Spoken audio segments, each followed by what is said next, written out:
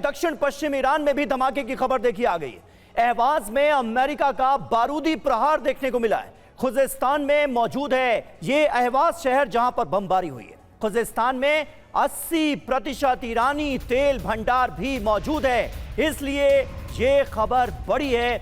ये हमले जो किए गए हैं खुजेस्तान में, इसके मायने बड़े हैं। और वहीं ईरान के वाटर टैंक पर भी अमेरिकी हमले। 2 ईरानी वाटर रिजर्व को बारूद से निशाना बनाया गया, उस पर बारूदी हमला किया गया। हमले के बाद ईरान में पानी का संकट बढ़ा। ये देखिए तस्वीर।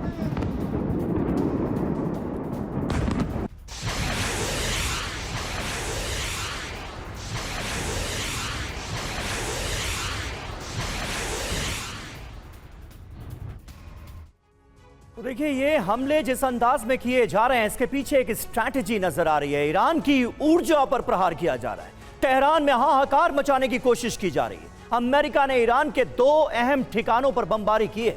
ऑयल ठिकानों और वाटर रिजर्व पर बारूदी प्रहार किया गया है। खुजेस्तान के अहवाज में सबसे ज्यादा बारूदी हमले किए गए। खुजेस्तान में ईरान का 80% तेल भंडार मौजूद है।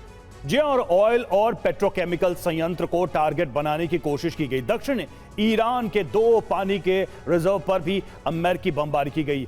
बामनी और कुश्तक में भी हमले के बाद पानी सप्लाई ठप हो गई है, पानी सप्लाई बाधित हो गई। जी, और हमारे साथ इस वक्त कर्नल यूएस राठौर भी मौजूद हैं। राठौर साहब, अपाचे पर हमला हुआ, ईरान को जिम्मेदार ठहराया गया और अमेरिका ने हमले शुरू कर दिए, और जवाब में ईरान अब खाड़ी देशों को एक बार फिर निशाना बना रहा है। मतलब अगर इस तरह के बहाने ढूंढे जाएंगे तो फिर हर रोज एक नया बहाना मिलेगा इस जंग को कंटिन्यू करने का, आगे बढ़ाने का। आपको नहीं लगता? देखिए, यहाँ पर ईरान ने जो किया है वो एक बहुत ही क्लासिक एग्जाम्पल है कि कोई एक पक्ष जिसे हम कमज़ोर समझ रहे थे, खास करके अमेरिका कमज़ोर समझ रहा था, वो इस शिद्दत के साथ अटैक में वापस आ सकता है। अमेरिका ने कल्पना भी नहीं की थी।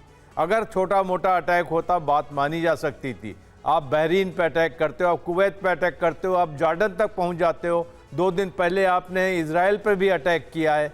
तो यहाँ पर जो ट्रंप साहब सोच रहे थे और उनके मिलिट्री कमांडर सोच रहे थे कि ईरान को हमने पस्त कर दिया है, हरा दिया है, ईरान रहम की भीख मांग रहा है, वो सारे दावे खोखले नज़र आते हैं, दिखाई दे रहे हैं यहाँ पर। और इस तरीके से ईरान में एक चीज़ सबसे बड़ी है यहाँ पर जो कि समझने वाली है कि ईरान में अब मॉडरेट्स की जगह नहीं रही।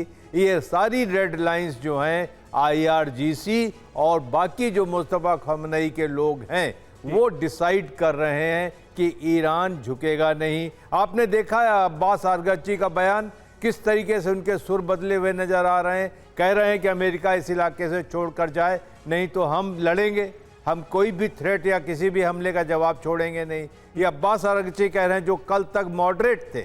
तो ये सारे जो चीज़ें दिखाई दे रही हैं, जो ये सारे आपके सामने आ रहे हैं इंडिकेटर्स, ये कह रहे हैं कि ये लड़ाई आगे बढ़ने वाली है।